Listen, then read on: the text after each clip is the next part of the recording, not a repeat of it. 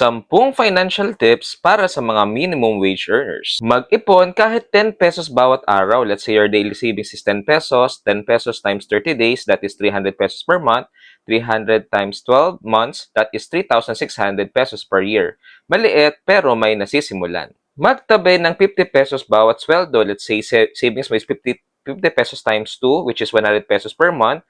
100 times 12 months, that is 1,200 pesos per year. Kahit maliit, basta consistent. Baon kahit 2 araw kada linggo. Let's say tipid kada baon, 30 pesos, 30 times 2 days times 4 weeks, that is 240 pesos per month.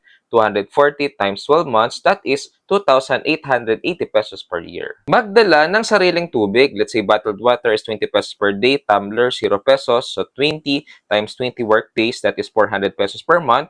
400 times 12 months, that is 4,800 pesos per year. Bawasan ang bumibili ng drinks. Let's say dating gastos 50 pesos per day. Let's say 2 times a week, that is around 100 pesos per week. 100 times 4 weeks, that is 400 pesos per month.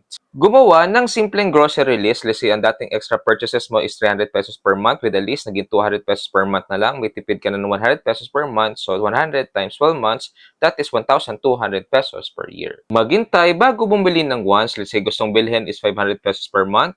Nag-isip muna at hindi binili. So 500 na gastos ang naiwasan. Remember, hindi lahat ng gusto ay kailangan bilhin agad. Pumili ng mas murang load. Let's say dating load is 300 pesos per month. Bagong promo is 250 pesos per month. So natitipid mo is 50 pesos per month. So 50 times 12 months, that is 600 pesos per year. Maghanap ng maliit na dagdag kita. Halimbawa, extra income is 500 pesos per month.